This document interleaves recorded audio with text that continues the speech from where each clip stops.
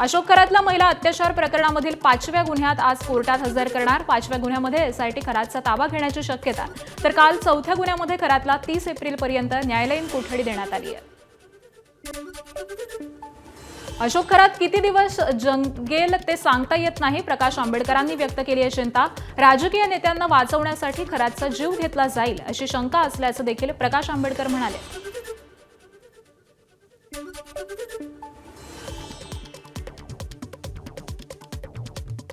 ते मला वाटतं त्याच्याही आयुष्यात तोही जगेल किती दिवस याच्याबद्दल शंका आहे मला। अमित शाह सुद्धा त्याच्या बरोबर आहेत। त्याच्यामुळे असणारा जो न्याय मग आता चाकणकर बाईंना लावण्यात आला, तो न्याय अमित शहाला का नाही लावला जात बीजेपी मार्फत? त्याच्यामुळे ते वाचण्यासाठी त्या बिचाऱ्याचा जीव घेतील असा माझा अंदाज आहे। अशोक खरातचे एकनाथ शिंदेंचं कनेक्शन असल्यानं प्रकरणाचा सर्वार्थानं तपास करावा, निस्ते अध्यक्ष श्याम मानव यांचा आरोप। रुपाली चाकणकर यांची भक्ती नसती तर बोंदू खरातचं प्रकरण हे पुढे आलं नसतं। श्याम मानव यांची राजकीय नेत्यांवर टीका।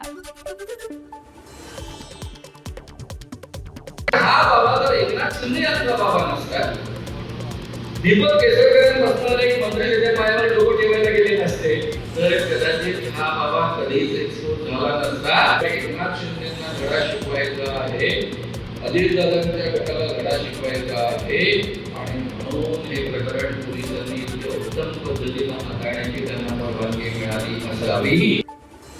नाशिकमध्ये टीसीएस प्रकरणाची माहिती घेण्यासाठी राष्ट्रीय महिला आयोगाचं पथक तळ ठोकून काल एसआयटीकडून त्यांनी घटनेची माहिती घेतली आहे, तर आज देखील महिला आयोगाचं पथक हे माहितीचा आढावा घेणार आहे।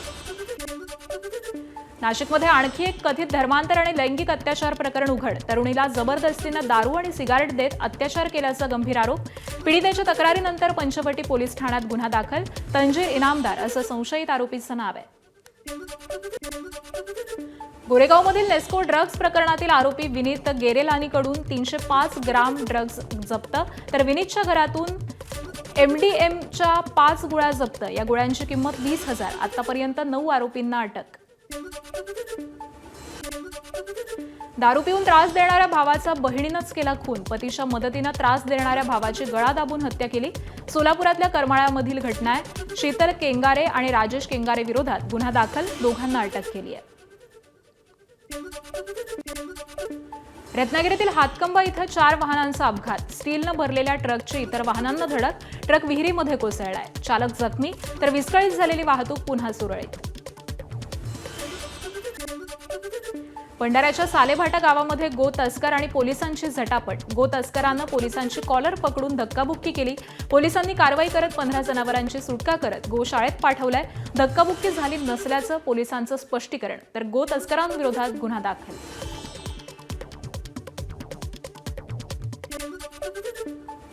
अहिल्यानगरच्या पाथर्डी तालुक्यामधील मडी इथल्या कानिफनाथ मंदिर परिसरामध्ये दुकानात चोरी। दुकानामधून पितळ धातूची दत्ताची मूर्ती आणि कमंडलू चोरीला। चोरीची घटना सीसीटीव्ही कॅमेऱ्यात कैद। गर्दीचा फायदा घेत ही चोरी करण्यात आली।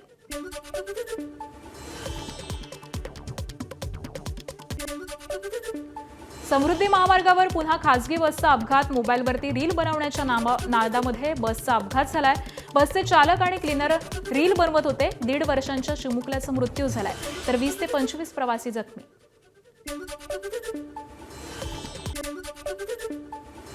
नांदेडमध्ये चोरीला गेलेले 303 मोबाईल परत केले। चोरीला गेलेले आणि हरवलेले मोबाईल ज्यांचे होते त्यांना देण्यात आलेत। पालकमंत्री अतुल सावे यांच्या हस्ते हे मोबाईल परत देण्यात आले।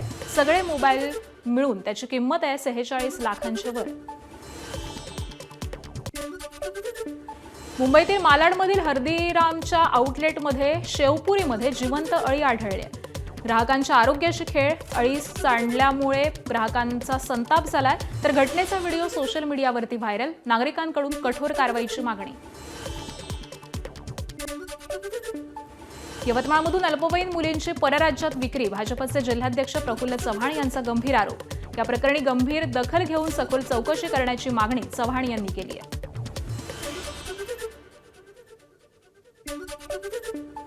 जवळपास 34 हिंदू मुली एका मागोमाग गायब होत होत्या। प्रथमदर्शनी हा प्रकार मुलींनी स्वइच्छेने घर सोडण्याचा दिसून येत होता. हे प्रकरण केवळ मुलींनी स्वइच्छेने घर सोडण्याचे नसून हा एक मिलीभगत करून एक सिंडिकेटच्या माध्यमातून हे अल्पवयीन मुलींची राज्यात परराज्यात मुंबई पुणे आणि बेंगलोर सारख्या शहरामध्ये 80,000 रुपये ते 1 लाख रुपयामध्ये विक्री करण्याचा हा प्रकार आहे. हे असं लक्षात आलं.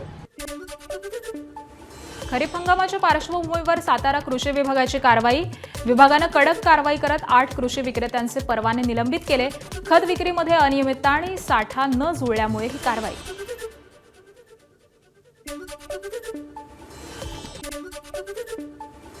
जशी सोन्याची जेजुरी प्रसिद्ध आहे तशीच बारामती अजित पवारांनी घडवली. आम्ही ती जपणारच. बारामतीमधील महिलांना उपमुख्यमंत्री सुनेत्रा पवारांची ग्वाही. कायम बारामतीकरांसोबत ठामपणे उभी राहणार असं वचन. उपमुख्यमंत्री सुनेत्रा पवारांचा सकाळपासूनच बारामतीकरांशी संवाद. बारामतीकरांशी सुनेत्रा पवारांचा मनमोकळा संवाद. महिला सफाई कर्मचाऱ्यांसोबत सुनेत्रा पवारांची चाय पे चर्चा. महिला सफाई कर्मचाऱ्यांच्या कामाचं सुनेत्रा पवारांकडून कौतुक. बारामती पोटनिवडणुकीसाठी जय पवार बारामतीच्या विविध गाव दौऱ्यावर. जय पवार यांच्या गावभेट दौऱ्याला सांगावी गावामधून सुरुवात. सांगावी ग्रामस्थांशी त्यांनी संवाद साधलाय.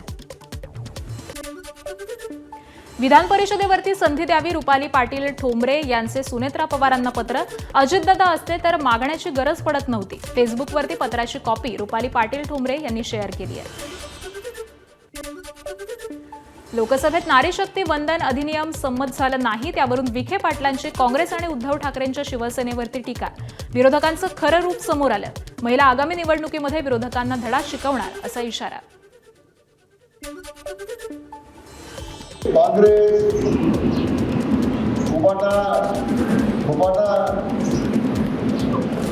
सगळ्या लोकांना खरं उघडं पडलेलं आहे. त्यांना महिलांना संरक्षण द्यायचं नाही, महिलांना आरक्षण द्यायचं नाही. राहुरी विधानसभा पोटनिवडणुकीमध्ये काँग्रेसनं वंचितच्या उमेदवाराला पाठिंबा द्यावा. प्रकाश आंबेडकर यांची विनंती. काँग्रेस पाठिंबा देईल. आंबेडकरांना विश्वास. वंचित बहुजन आघाडी आणि बीजेपी यांच्यामध्ये सरळ लढत आहे.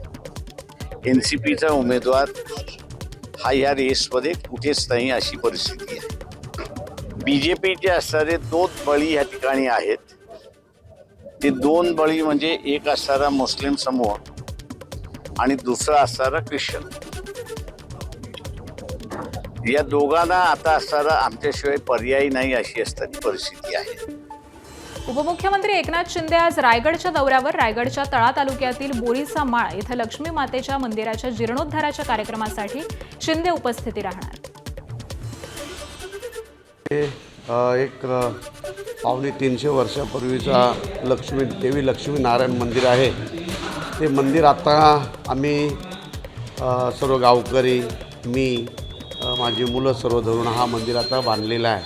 त्याचा जीर्णोद्धार आम्ही केलेला आहे. त्या मंदिराचं उद्घाटन करण्यासाठी खास करून शिंदेसाहेब येत आहेत. नगरपालिकेच्या स्वीकृत नगरसेवक निवडीवरून राष्ट्रवादीमध्ये वाद.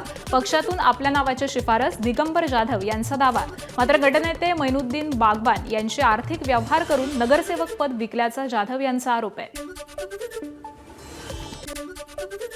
मराठ्यांना आरक्षण देण्याचा सरकारला अधिकार. राज्य सरकारचा मुंबई उच्च न्यायालयामध्ये युक्तिवाद. 105व्या घटना दुरुस्तीनुसार अधिकार असल्याचा देखील युक्तिवाद.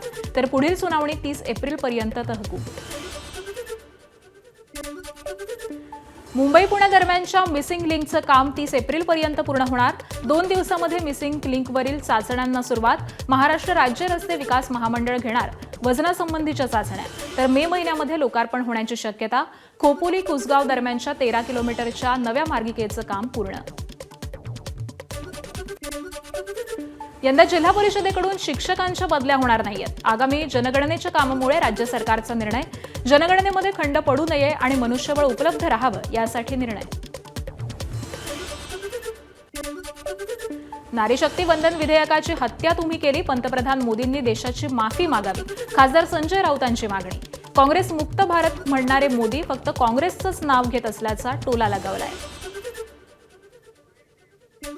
2023 नंतर 23ला मंजूर झालेलं महिला विधेयक, आरक्षण विधेयक ह्यांनी अद्याप अंमलात आणलं नाही. याबद्दल नरेंद्र मोदींनी संपूर्ण देशाची माफी मागायला पाहिजे. मोदींनी त्यांच्या भाषणामध्ये तब्बल 86 वेळा काँग्रेसचं नाव घेतलं. काँग्रेस मुक्त भारत करण्याची घोषणा करणाऱ्या मोदींच्या डोक्यामधून काँग्रेसचं नाव जात नाहीये. संजय राऊतांचं पंतप्रधान नरेंद्र मोदी यांच्यावरती टीकास्त्र.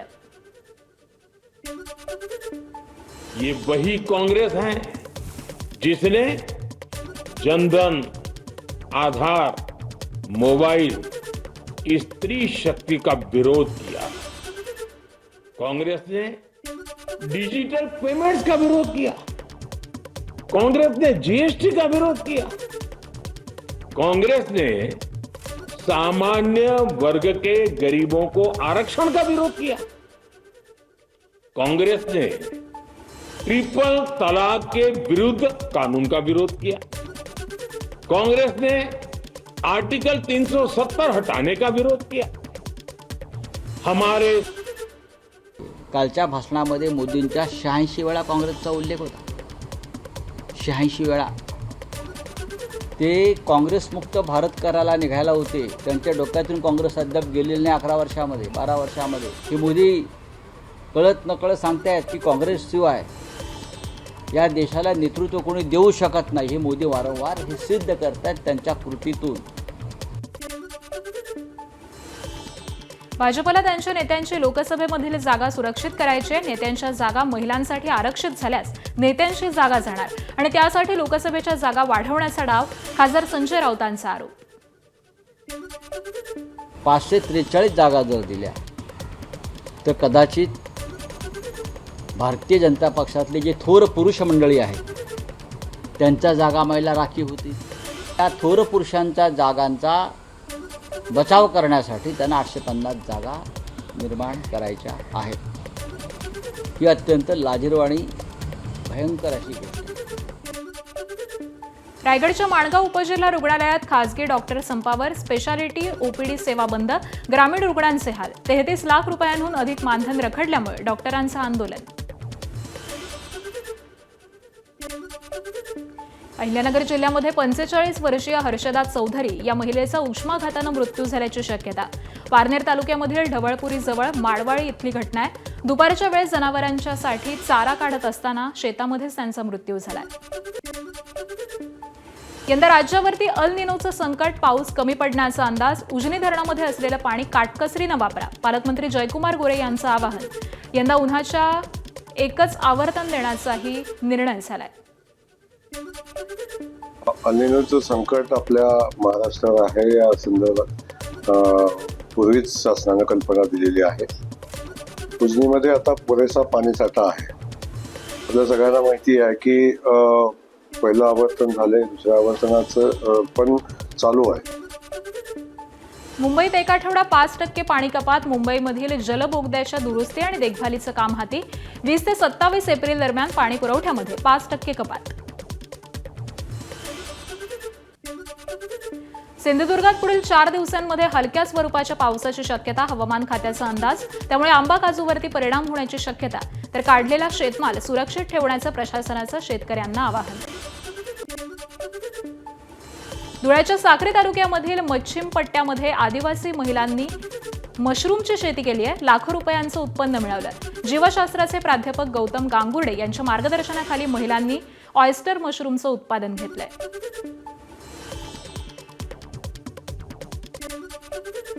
ठाण्यातील टेंभीनाका मित्र मंडळानं आयोजित केला पारंपरिक शिवजन्मोत्सवाचा सोहळा. उपमुख्यमंत्री एकनाथ शिंदेंनी शिवाजी महाराजांच्या अश्वारूढ पुतळ्याला पुष्पहार अर्पण करून अभिवादन केलंय. धर्मवीर आनंद दिघे यांनी सुरू केलेली तिथीनुसार छत्रपती शिवाजी महाराज यांची ही शिवजयंती आहे. आज अक्षय्य तृतीया. 3.5 मुहूर्तांपैकी एक मुहूर्त. आजच्या दिवशी सोनं खरेदी करणं हे शुभ मानलं जात आहे. जळगावमध्ये देखील सोनं खरेदीला ग्राहक पसंती देतात. सोनं आणि चांदीमध्ये गुंतवणूक केल्यामुळे मोठा परतावा देखील मिळतोय असं त्यांचं मत आहे. अक्षय तृतीयाला आंब्याचा नैवेद्य दाखवण्याची परंपरा. या निमित्तानं पुण्यामध्ये दगडूशेठ गणपतीला आंब्याची आरास करण्यात आली. श्री गणेशाच्या दर्शनासाठी सकाळपासूनच मंदिरामध्ये भाविकांची मोठी गर्दी. अवकाळी पावसामुळे सुरुवातीला आंब्याची पडझड झाल्यामुळे अक्षय तृतीयेला आंब्याची कमी आवक. धुळे शहरामध्ये दरवर्षी 300 टन आंब्याची आवक व्हायची, परंतु यंदा 150 टन एवढीच आंब्याची आवक. तर दरामध्ये 10 ते 15% वाढ. सांगलीत पैलवान केसरी भव्य बैलगाडा शर्यतीचं आयोजन. सांगली महापालिकेचे विरोधी पक्षनेते मंगेश चव्हाण यांच्या वाढदिवसानिमित्त आयोजन. सांगलीवाडी जवळच्या मैदानामध्ये या शर्यती झाल्यात. सांगली शहरामध्ये प्रथमच बैलगाडा शर्यती पैलवान श्री पर्व पहिलं या ठिकाणी आमच्या संयोजकांनी आयोजन केलं होतं. तर यामध्ये 100हून जास्त रेकॉर्ड झाला आहे. 100हून जास्त बैलगाड्यांची नोंद झाली आणि ह्यामध्ये महेश बोंद्रेंचा बुलट छब्या ह्याचा प्रथम नंबर आला आहे.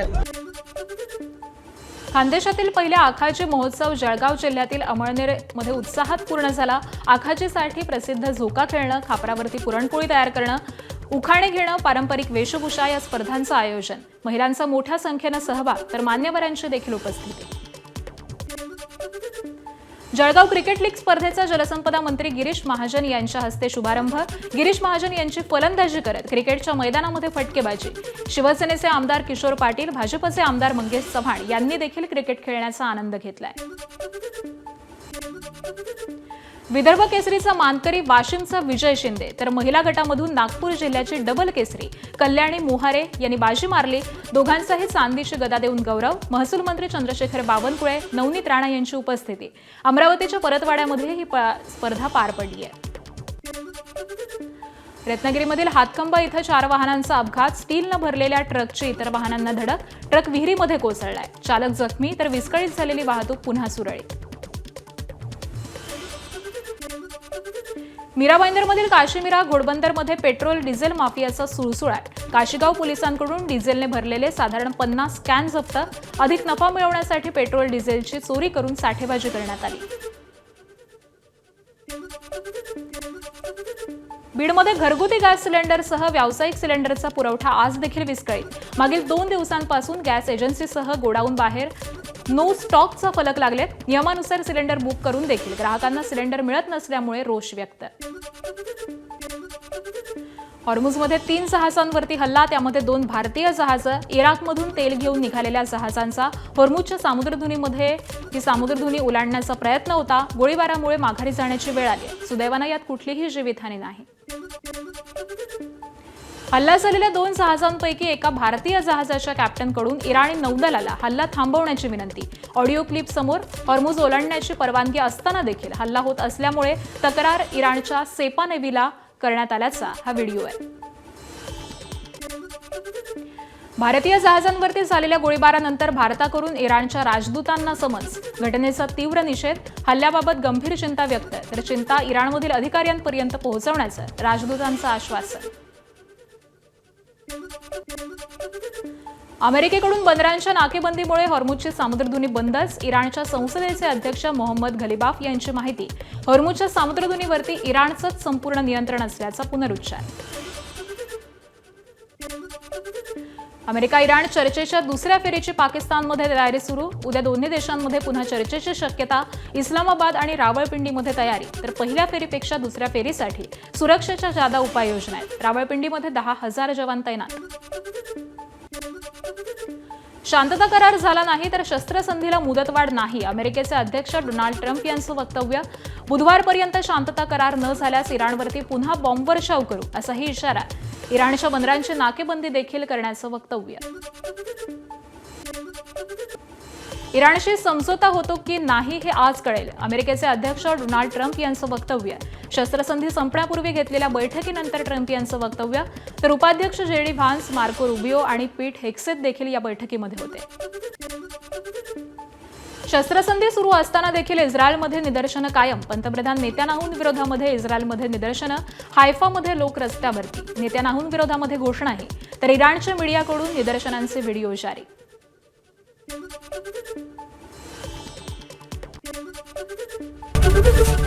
एबीपी माझा, उघडा डोळे बघा नीट.